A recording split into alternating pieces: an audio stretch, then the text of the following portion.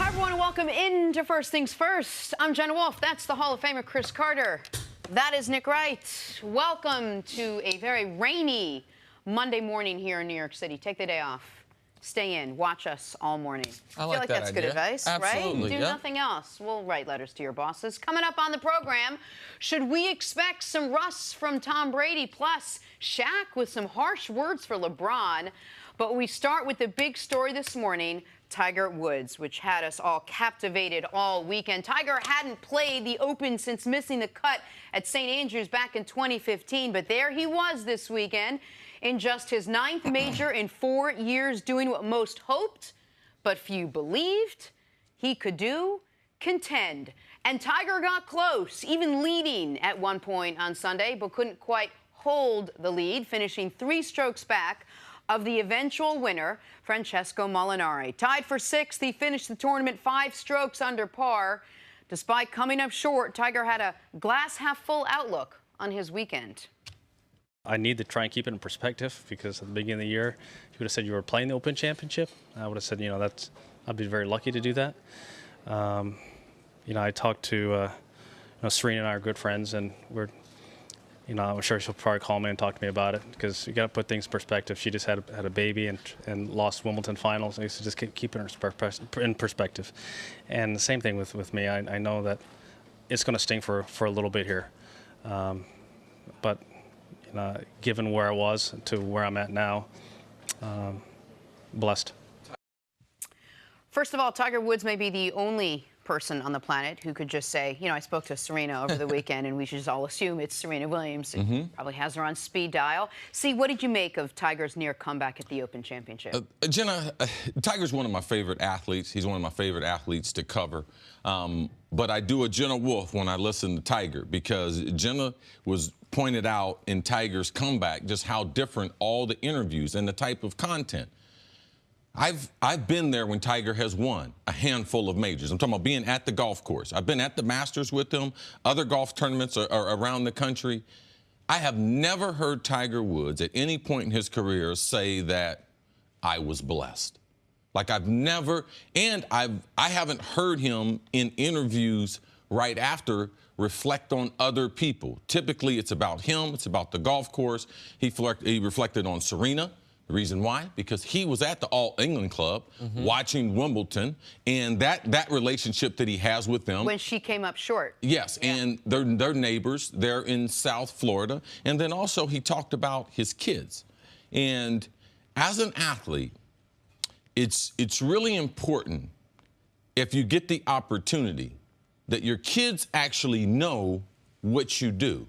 I remember my daughter all the time. She used to fill out stuff at work or ask me when they have career day, Dad, what do you do? And I said, I actually play football. She said, I know you play football for the Vikings, but she said, they pay you money? Yes, they pay us money to do that job. My son was a little bit older, and he had more of an appreciation growing up playing football. But for your kids one day to finally know that you're great at something that they don't know. They live in big houses. They fly on private jets. They live a life that they have nothing. They just happen to be the kids of Tiger Woods. They didn't know how their dad got that way. But, man, he had them for the weekend. They were at the tournament, and for him to try to win in front of them. So, for me, I saw it was so many things that were bigger than golf about Tiger. Jenna, you've been great as far as pointing out. Watch what he says in the press conferences and picking up from that. Like, this is a win for Tiger. I thought he would win a tournament this summer. I thought it'd be tough to win a major because we have so many good young players, and the courses that we were playing the majors on this year, they were not great setups for Tiger Woods. But for him to finish in the position, a T6, to finish where he did, playing the way he did, even getting with a lead on Sunday, I think this is all a tremendous positive for Tiger in the comeback. Man, all of that is, I think, very well said and something you can relate to directly with kids. If people don't know, I mean, your daughter, when you retired, I'm doing the math in my head, was probably 7 or 8 years old. Yes. Right? So Duran's older. So, I mean, she was very young watching you play. So you can relate almost exactly to what Tiger's talking about there, or what he talked about after the round. But the last thing you said, he had a lead on Sunday at the British Open. That was exhilarating. That was,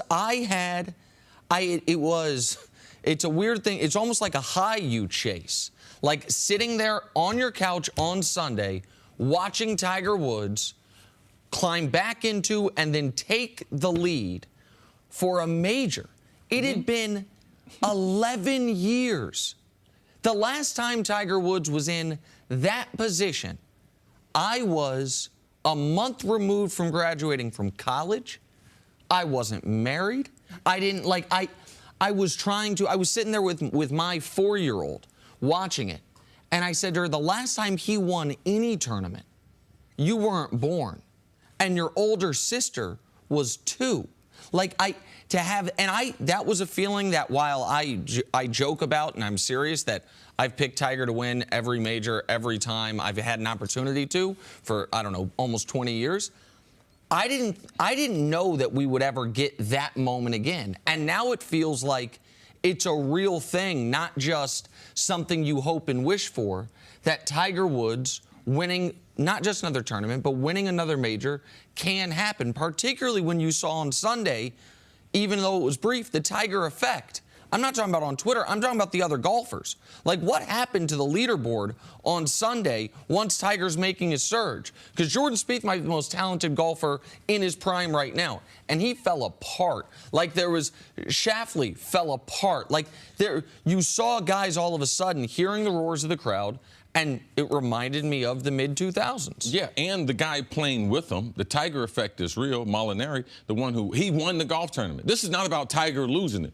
Man, you go 37 straight holes at the British Open without a bogey. The whole weekend with the weather, the wind, bad bounces. He won the tournament, and he was actually playing in the group. No one's ever won a major since 2009 playing in the same group as Tiger. So the Tiger effect is real. What did Tiger do specifically to put himself in that position? What did he do so much better in this tournament than we hadn't seen him do in tournaments past? Certain people might criticize him, but the one thing that he did was he gave himself a chance. He put the ball in the fairway. First 3 days leading the tournament as far as fairways hit, end up finishing in the top 5 in fairways hit. But it made him play way back, where he was hitting low irons, 4 irons, 5 irons into the green, and the guys were hitting drivers and 3-woods on their tee shot. They were further down the golf course, but it allowed him to stay in the golf tournament the first 2 days. It only led to him shooting even par. You can remove the chipping and the putting aspect, wondering, is that a question mark for Tiger? He removed that because he made a bunch of clutch ones, but he just didn't give himself enough birdie opportunities to be able to win this game, this match. Listen, the people are going to, because it's Monday morning, focus on Sunday. But the reason we were able to have this conversation was another spectacular Saturday round. Yeah. Tiger Woods leads the tour in Saturday scoring average this season on the tour. With this performance, by the way, he got himself into the WGC Bridgestone, which is coming up in a few weeks here in Ohio, if I'm not mistaken. Like, what he did to go, we talked on Friday, just too many guys between him and the leaders. It wasn't so much the 6 shots off the lead as much as it was he was in 30th. He had to jump over 28. We were saying another weekend where he's probably not going to contend. Right, 28, 29 guys. And then he goes out and fires a 66 on Saturday, pardon me, and gets himself right there. Gets himself to where it's like, okay, he has a real shot, and then he followed it up Sunday morning with brilliant play. The shot of the tournament for him looked like it was going to be that bunker shot on 10. I wonder if that shot almost emboldened him to take what ended up being his worst shot of the tournament, the flop shot on 11. Like, the bunker shot on 10 was vintage Tiger. Oh my, like, I don't know how you make that shot.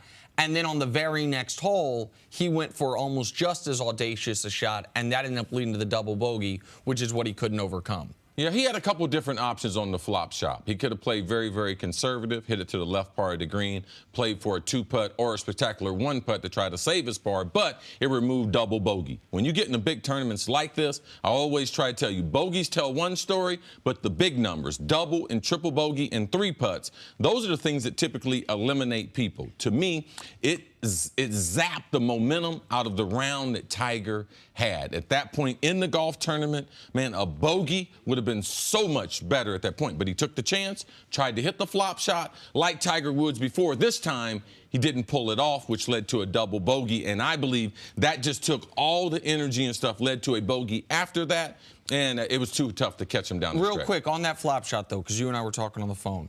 It ended. We're going to second guess it. It led to all those things. How far do you think it was from being a perfect shot? Within a foot.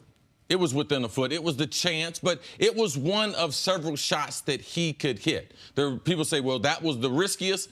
Tiger has that type of talent. Compared to trying to play conservative, he thought he could pull it off. And in getting to those 14 majors, those were things that he typically could do.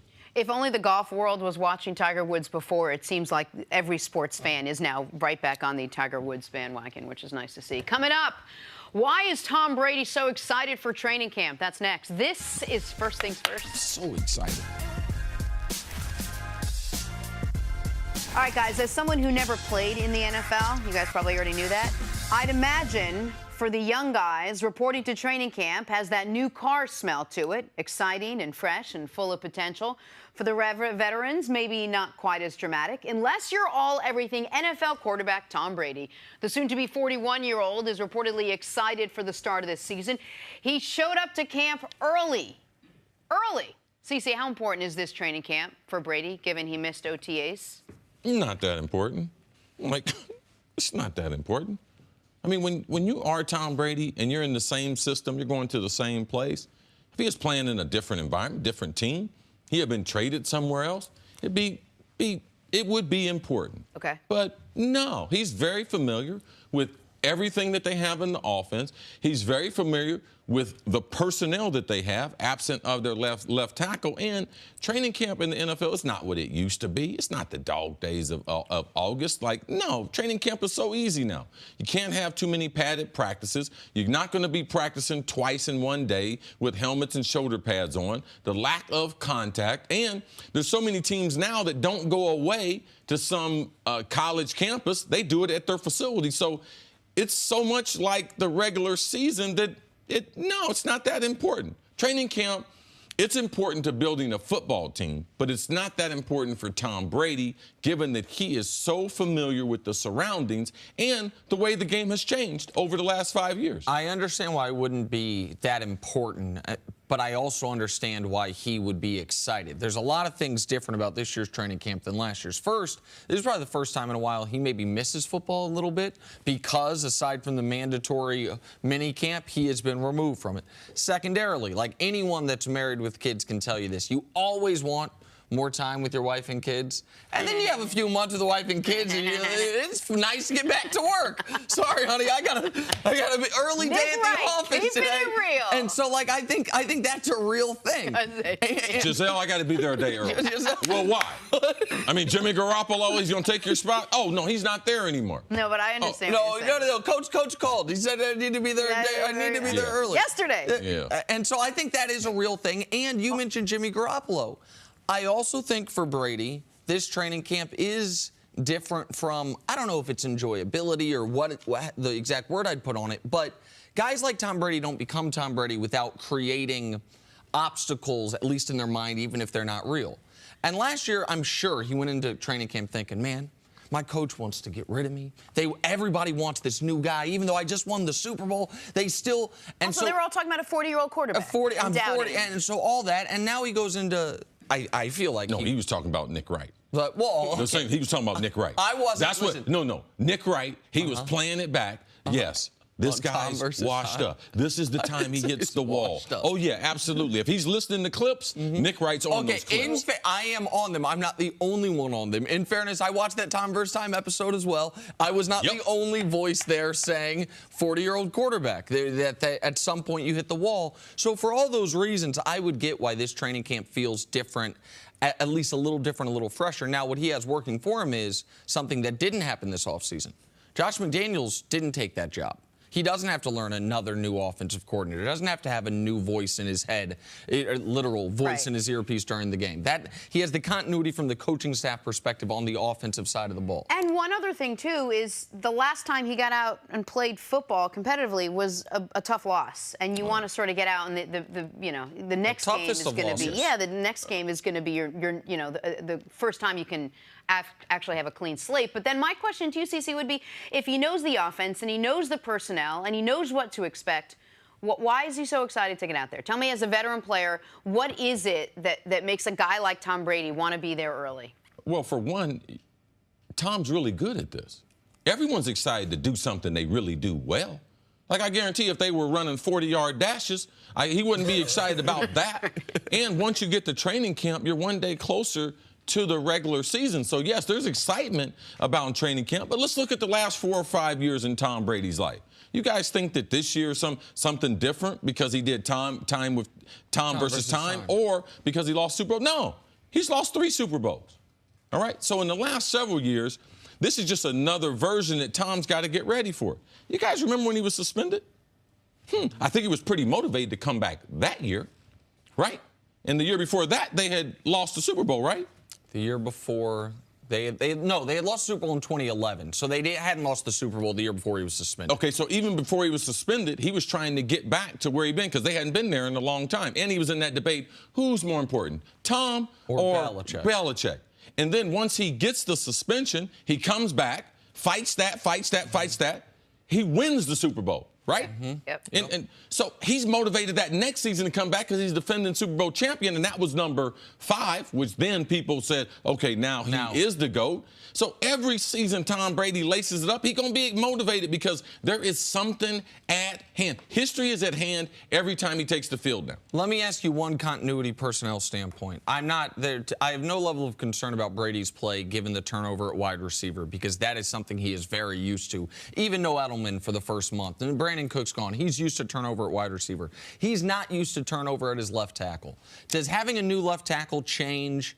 Is there any adjustment for the quarterback? Obviously, it's not going to be adjustments. Now, they might become more of a left-handed team. Left-handed team, what is that? Well, typically the ball is marked from a percentage standpoint on the left hash mark, more so than on the right hash mark. So most coaches are right-handed coaches, so they call more right formations to put the tight end to the field. Now, because they have inexperience, they don't have the quality left tackle that they used to have in Nate Solder, they might move the tight end on the other side. Now, it doesn't change the quarterback because Tom has had other weak spots on his offensive line, center, left guard, and right tackle along the way. So they made adjustments to that lack of personnel being in that spot, and they'll do the same thing that they'll do at the left tackle spot until they get some assurances that they can do their typical passing game and not have a tight end help that left tackle. All right, we got to take a break here. Coming up on the other side, how will Steph Curry impact LeBron's legacy? That's next on First Things First.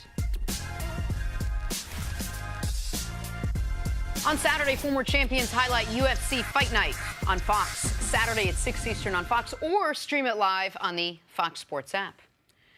Time now for us to go viral. With LeBron James leaving Cleveland for the second time in his career, some could say Cavs fans are not taking his departure well. Here's example number 876. A local Cleveland DMV taped a picture of LeBron in a Lakers jersey on their camera to ensure no one smiles for their photo. Oh, that's smart, actually. I don't think that's the Cavs fans being bitter or anything. I think that's a funny little way to make sure people don't. Why? By the way, sidebar. Why can you not smile for your driver's license or passport pictures? They don't let you. I don't understand. They don't want to see I don't know that. All mine, I'm smiling. I look better smiling. Yeah, that's okay. Like I'm a better-looking guy smiling. Not that you might think I look good either way, but I'm just telling you. I understand. Better-looking smiling, but I didn't know that was policy. You're not supposed to smile. So license, I think you can smile. Passport, you absolutely cannot. What do they do? They make you retake it? Passport? They won't let you leave the country? They won't let you see your teeth. That's what they told me at CVS. At CVS? Yeah, I went to CVS to get it done. They're like, we can't see your teeth. Shout out to our friends at CVS. That's good. Moving right along. Time for some stories to start your morning. I'm just going to keep contributing. The Baltimore Ravens started training camp last week, and apparently the Ravens are practicing plays where multiple quarterbacks touch the ball. Keep in mind, the Ravens have Joe Flacco and drafted Lamar Jackson, multiple quarterbacks. Cece, could they have any success with these types of plays in an actual game? Well, I'm going to tell you something. You're going to really trick the defense by throwing the ball to Joe Flacco. That's what I was going to say. I'm just... Man, remember in the Super Bowl when Brady split out and he bobbles the ball? Whatever you saw from Brady athletically, that's Joe Flacco on fast forward. Like remember the Mark Sanchez play famously where Sanchez splits out? This is the problem when you have two quarterbacks on the field, all right? If you put one quarterback at wide receiver, the defensive back should go after the quarterback, all right? But now, the quarterback, if you go after him, you know what the quarterback's going to do? He's going to deem himself defenseless and say, I'm not involved in the play. That's what started happening when they started moving guys outside. You start going after him, and Flacco's going to be like, listen, y'all need to put Lamar out there. Right, and if you I'm not built for this. Right, if you deem yourself defenseless, that's a good way to not get hit, but it also means you're playing that play 10 on 11. You're not a decoy if you deem yourself defenseless. The only way this happens is Lamar being split What I'm guaranteeing you is the Hall of Fame is not going to take this footage and put it there, all right? Y'all need to put Lamar out there. Moving on to the Colts. Colts general manager Chris Ballard says that Andrew Luck is good to go for training camp. Boy, we haven't heard that in a few seasons. He'll have no limitations when the Colts kick off camp on Thursday. Chris, how important will training camp be for Andrew Luck? Oh, now, this is a tremendous training camp for him, but it's also, we have to realize, him being cleared to start training camp. We have a lot of players that start on the PUP, physically unable to perform list, which typically they could be on there from 1 week up to 6 weeks. Typically, they come off during the training camp phase, but for him to start off and being no restriction besides the number of throws that he's going to have, that's great news for him. This is a big training camp for him to get his career back on track. This was one of the very important benchmark checkpoints for Andrew Luck. If he started out on the PUP list, even if he was only on there for a few days, it would mean everything they told us about, oh, we're right on schedule, it's right where that was not true, or that they had a setback. So this is unlike Brady, where we talked about how important the training camp probably wasn't. This is a vitally important training camp for Andrew Luck, that he does shortly remove that restriction on throwing and be a full go. Yeah, he needs a regulation football in his hand. All those videos right there, he didn't always have a regulation-size NFL ball in his hand. All right, to the NBA now. Good news for the 76ers. According to reports, Markelle Fultz's jumper is rebuilt, and he's, quote, vastly improved as a player. Nick, how big of a factor would an improved Fultz be for the 76ers team? Listen, it would be like a marquee free agent acquisition. If he's the guy that was the consensus #1 overall pick in a stacked draft, that is, we talked last week, how is Philly going to get better other than Embiid and Simmons getting better? Well, he did nothing for them all last year. So if this is accurate, and it's our friend Jordan Schultz reporting it, then that is a major acquisition for them. Yeah, it's good news to kind of hear. Jordan, good insight. Can we follow it up with some type of video? You want to see it. Well, I mean, everyone who can shoot, you have video evidence of them shooting. But what this will do, because he's a big guard who's also a super athlete. He can play above the rim. He can play in transition. If he can hit a shot from 23 to 25 feet, it opens up the court, and you can play him more minutes. He's a super-duper athlete, but, man, he's got to be able to shoot the ball, take advantage of that athleticism. All right, finally, more one-year signings for the Los Angeles Lakers. This time, Michael Beasley, who started 30 games for the Knicks last season, averaged 13 points per game. He played with LeBron in the 2014 season, scoring 8 points a game in a bench role. Nick, what do you make of the Lakers offseason? This is what you get when you shop in the bargain bin of NBA free agency. I had our guy Dusty print off a list of every player that signed a one-year deal this offseason. And aside from DeAndre Jordan's $23 million, DeAndre's still a good player, and they paid top dollar for him. They got him for 1 year. Who are these great players that were available for one-year deals? You can say, oh, well, they should have spent the money they spent on Rondo and Lance and gotten Trevor Ariza. That was $15 million is what he signed for. Sure, but he's 33 years old. Like, when you look at it in its totality, like, instead of getting KCP, you want J.J. Redick? So J.J. Redick's a knockdown shooter, but he's a decade older than KCP. They signed for the same salaries, and he's not going to defend anybody. Like, instead of Michael Beasley, would you have rather Glenn Robinson III? I mean, I know he's got a good name, but he averaged 4 points a game last year. Like, Beasley, I will give him credit because he went from number 2 overall pick, supposed to be a star, looked like he was never going to find his way in the league, and then accepted his role as a role player. And he has played with LeBron before. What do I expect from Beasley, though? What I expect from most guys who sign 1-year, $3 million deals. Like, not much. And if they're in the rotation, that's a bonus. But the Lakers' season is not going to be made or missed by these types of players, Beasley, Lance. They're just names because they are kind of known to be knuckleheads. Beasley, Lance, JaVale. So, Cece, why are you bringing a guy like Beasley in then? What do the Lakers get by bringing him in? Well, what are you going to pick from, though? Like, you can get a guy that doesn't have talent, that can't score the basketball, because it's a matter of, like, what are they getting? I mean, he scored the basketball. He's got tremendous size. LeBron and him do have some rapport together because he was on the team with LeBron. But if you look at all the players that LeBron has added in the last 8 years, like most of these guys had some, even Ray Allen. There was question marks about Ray Allen before he started becoming a spectacular six-man there in Miami. Look at Birdman Anderson. Birdman's a great example because people laughed at that Heat team because the first year in Miami, sorry to interrupt you, Steve, but the first year in Miami, man, they tried anyone and everyone to play center for them. They couldn't figure it out. Birdman had been kicked out of the league for a bad drug problem. They bring him in, and he was a key contributor that they found minutes for. Like, that was kind of a reclamation project. That's what they hope for one of these guys to become. There's also other guys. Mike Miller resurrected his career with LeBron. Posey, man, what he did. Champ, what he was able to do with LeBron. So LeBron's had a lot of guys.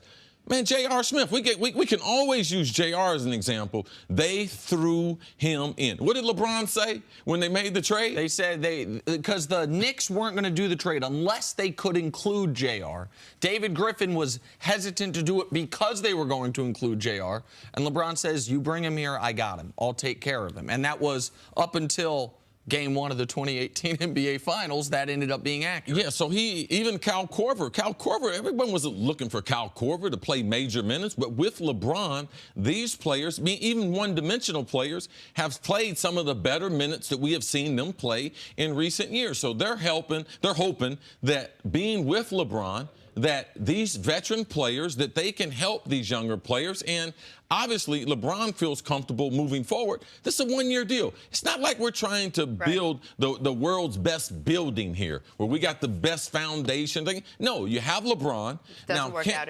There's going to be more attention on these guys because it's LeBron. If he's signed anywhere else, we're not even talking about it. But I think that they'll be okay because it's just a 1 year, a rental. And if you don't like them, man, you can get off their contracts easy. And I'll be very quick here, but the vast majority of guys on this list that signed one-year deals this offseason are 30-plus. It's hard to get young guys, and they clearly want young guys. The Lakers got enough young guys. Right, no, I'm talking about league-wide. You can't add role players, though, that are young players. The point that I'm making is, like, the guys who have better names that signed one-year deals, they have better names because they are way past where their peak was. Like, they didn't get any great players on one-year deals, but nobody in the league did. Right. All right, sticking with the Lakers, LeBron James is entering year 16.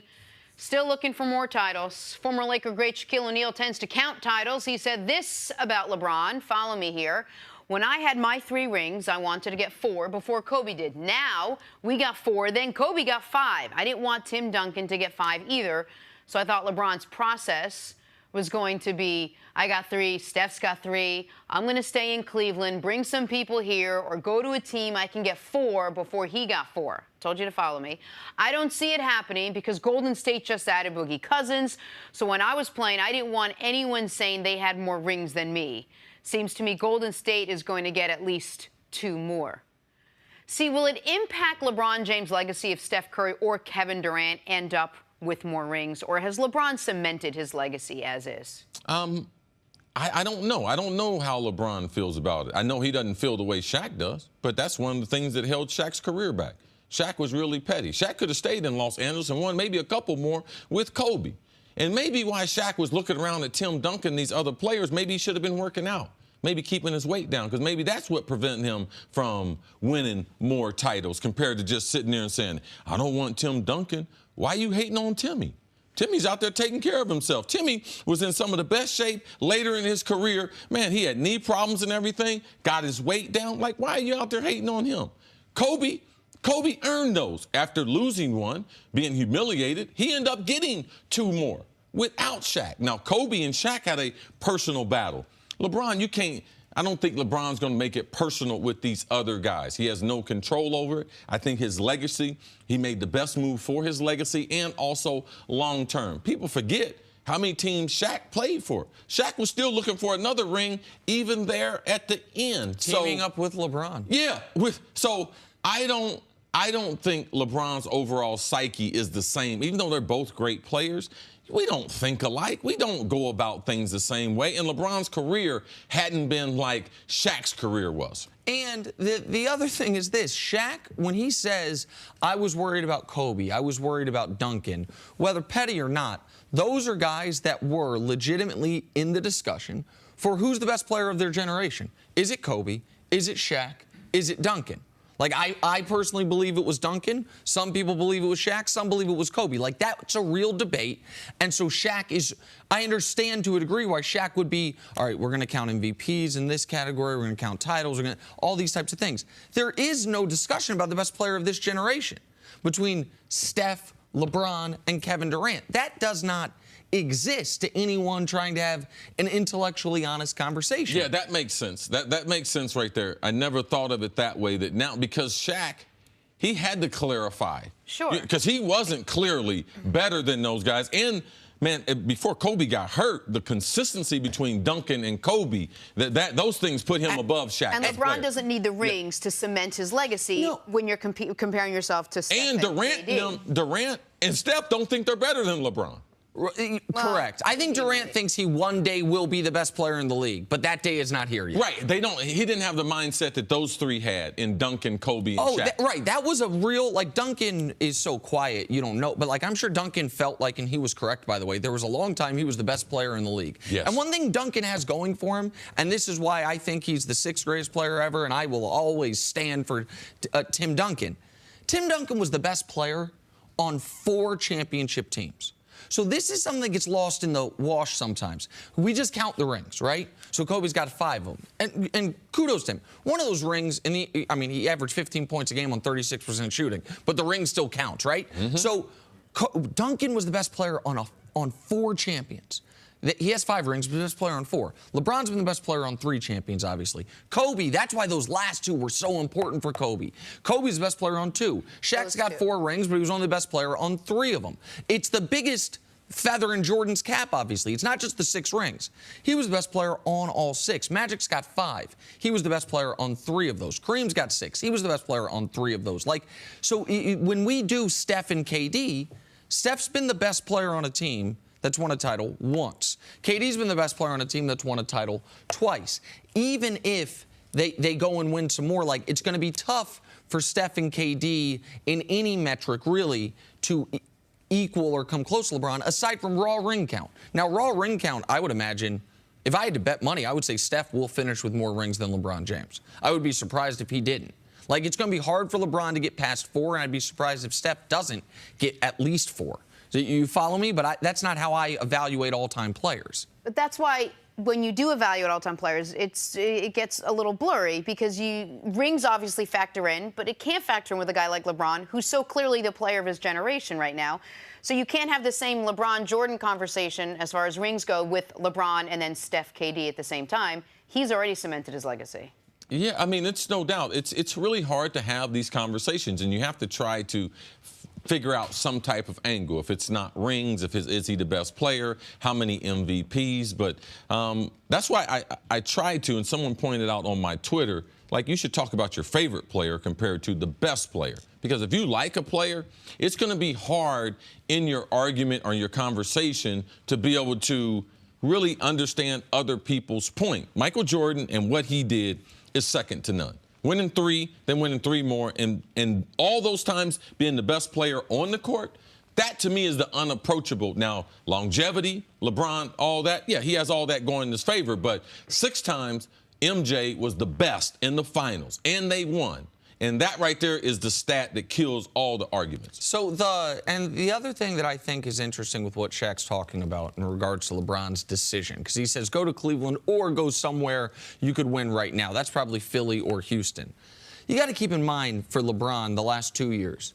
In the last 2 NBA finals, LeBron has averaged 34, 10, and 10. And he's won a single game. Not a ring, a single game in those NBA finals. I think part of LeBron's math this summer was, to a degree, man, I can be at this level. I can play my A-plus game in the biggest spots. It doesn't always end up with a ring.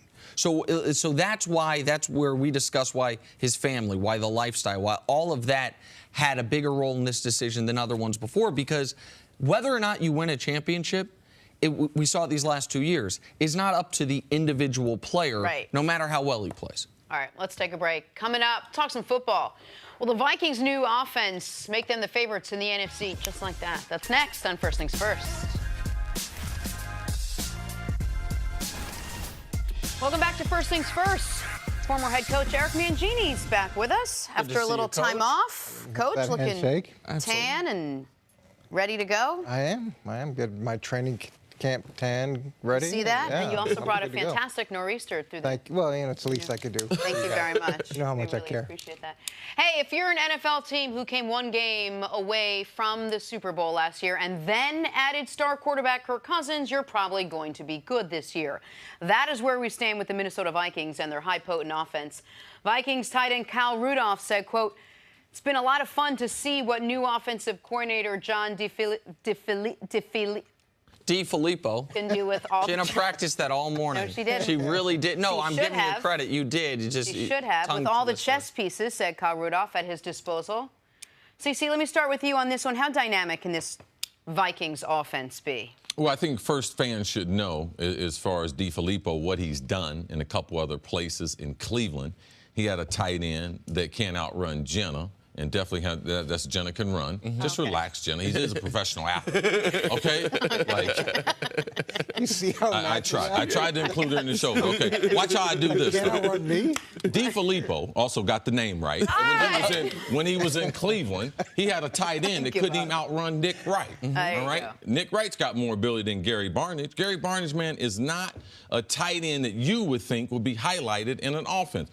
Excellent job. Great route runner, took advantage of that offense and the impact that DeFilippo had on him. And then the next year, you get Zach Ertz. Both of these guys end up in the Pro Bowl. Let me tell you about Kyle Rudolph. Outstanding basketball player. He is a lot better athlete than any of these guys will be. So I look for him to take advantage of some of those matchups that they're going to have. Now, the problem is the Vikings are going through a crisis. And you know, one of your friends that you coach with, Tony Sperano, the offensive line coach, passed away this weekend. And trying to recover from that, it will have an effect because the Vikings, their worst unit on their football team is their offensive line.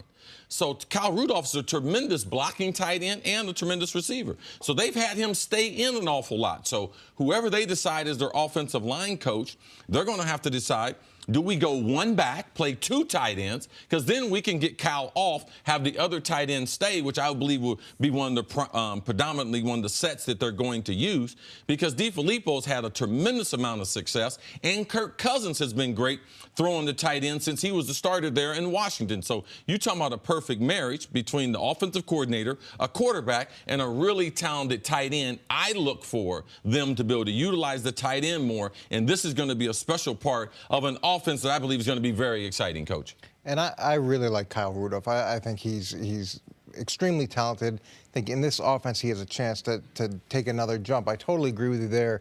The issue for me is how well does the offense coordinator and the new quarterback, how quickly can they mesh? What kind of chemistry can they build? And then how quickly do those two guys build chemistry with everybody who was there? And it's not that easy to just insert a quarterback from a different system or insert a coordinator from a different system and expect it to just bounce right away. And the effect of losing Tony, not only from an offensive line perspective, because he's got tremendous experience there, but he's also got head coaching experience. He had offensive coordinator experience. That's a different type of coach, especially for a young offensive coordinator, because he gives that play caller insight that you don't typically get from an offensive line coach. And then Tony's other aspect was his passion, his love, the effect he had on the players, the effect he had on motivator, the head coach, and he had this calming influence.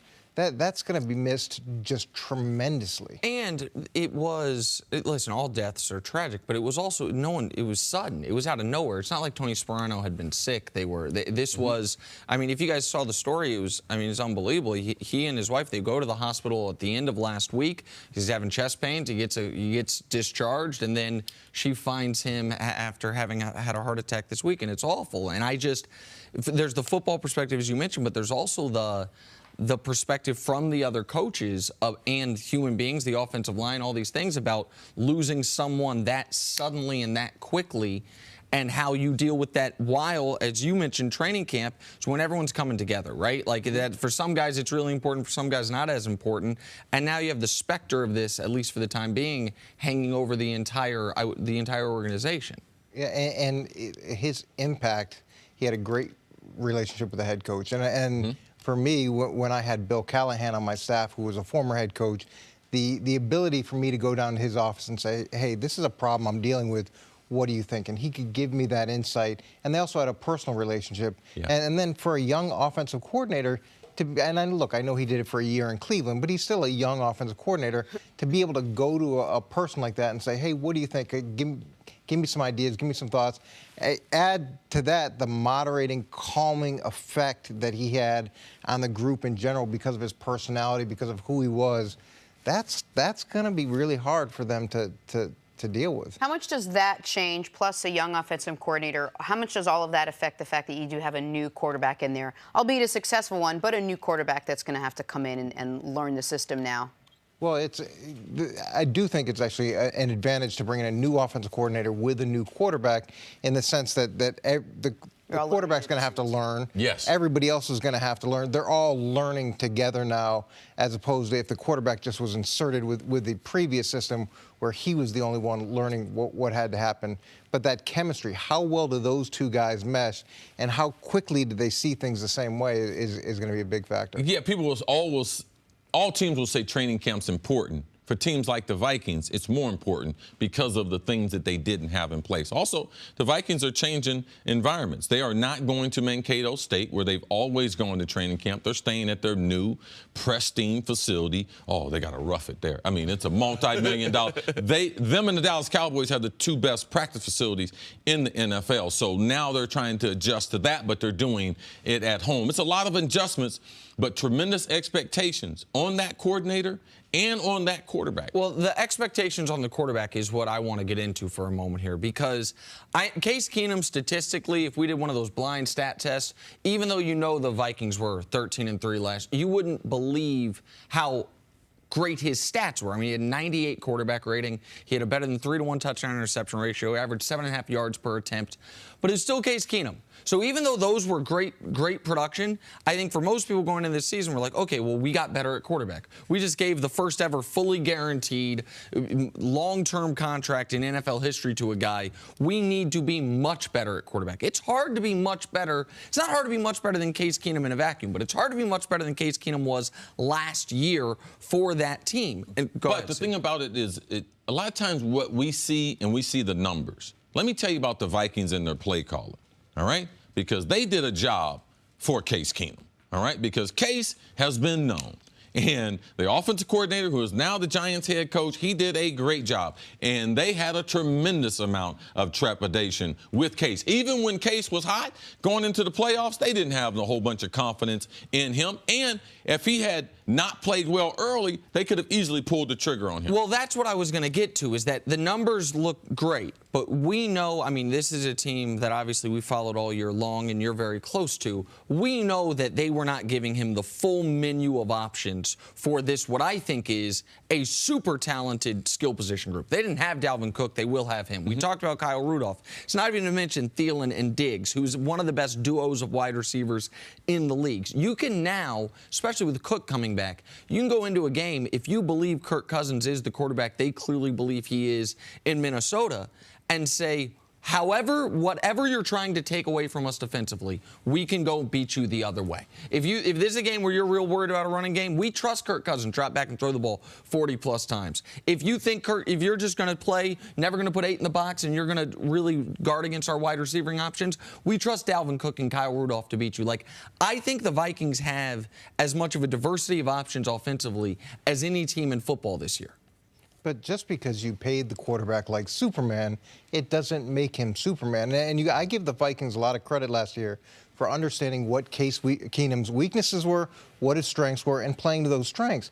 They need to figure out how Kirk Cousins fits into their offense, what his true strengths are, what his weaknesses are, and what you don't want to get into is saying, well, look, he should be this.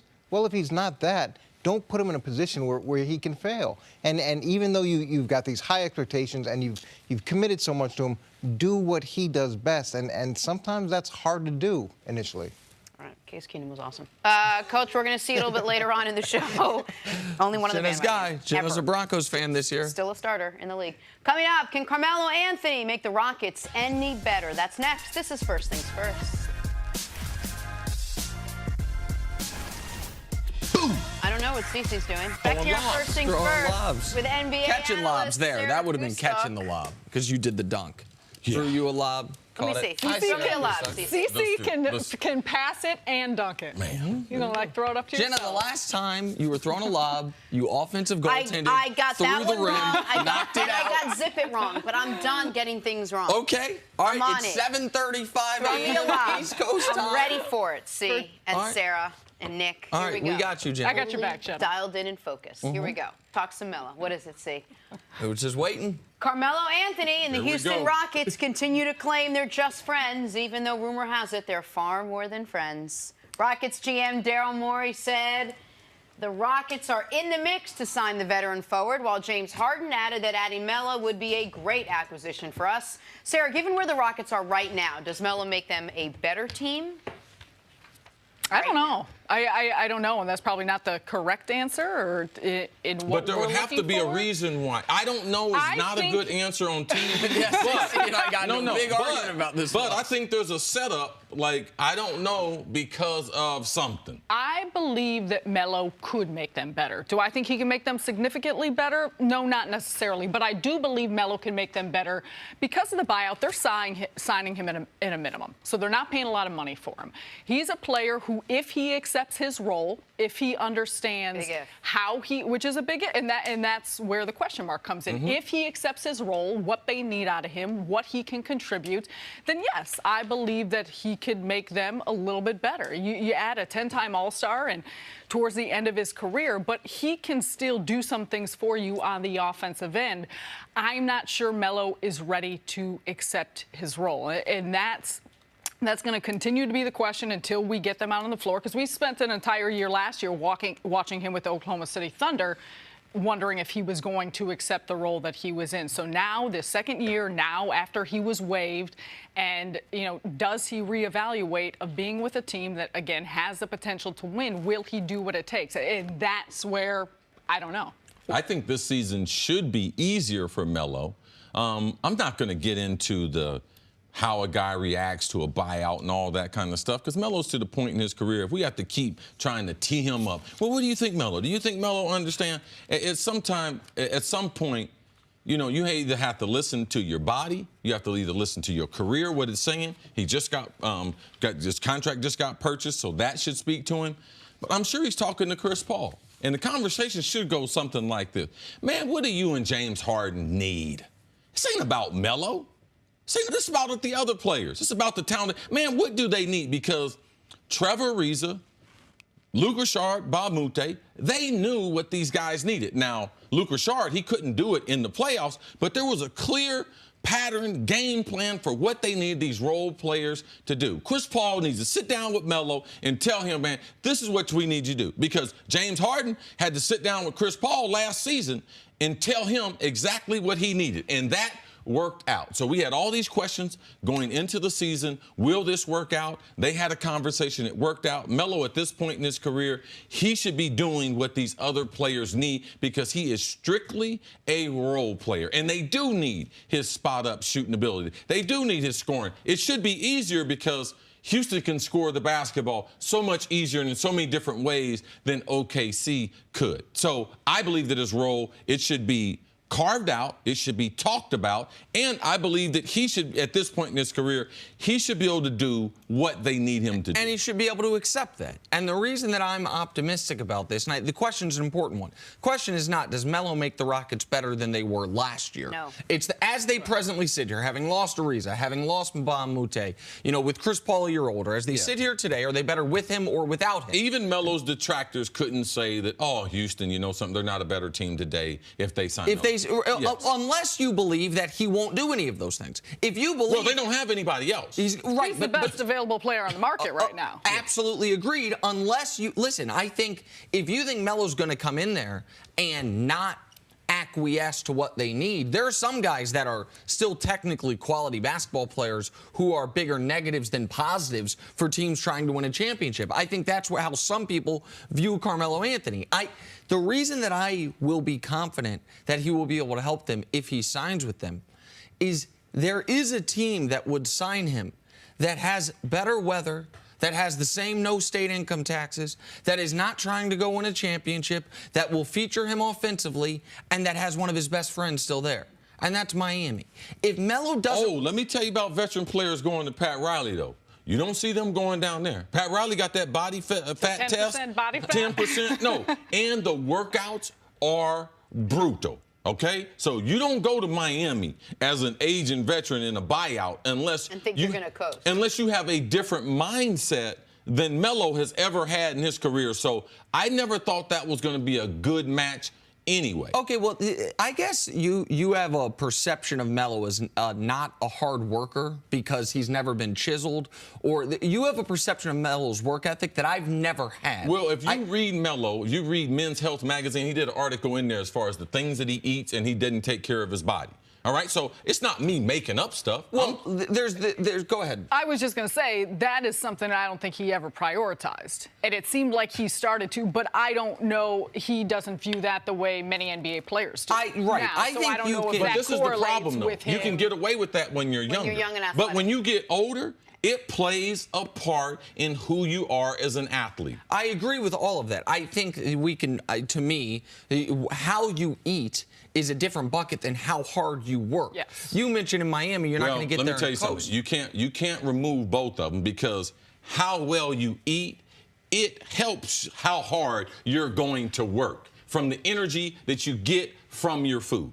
There's no question about it. But you can be a guy that makes bad food choices and still be a guy that busts your ass in the gym. Like I do not view Melo as a guy. That wouldn't be real smart though. Okay, so you can say he's not making the best choices, the best decisions for his overall fitness. But that's a different conversation than this is a guy that doesn't work hard, or this is a guy that is there to coast, or this is a guy that is not going to continue to work on his game.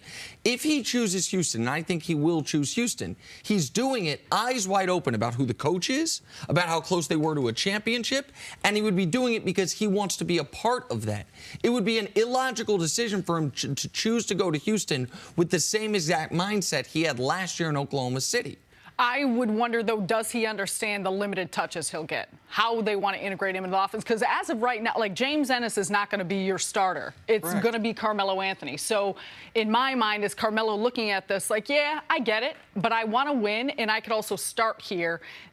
I'm not convinced he entirely understands and buys into the fact that his role offensively will be different. It's the same thing we talked about, though, with Boogie. Like, does Boogie understand his role is going to be completely different, and if he thinks he's going to be the guy that's going to have the same type of numbers, it's not.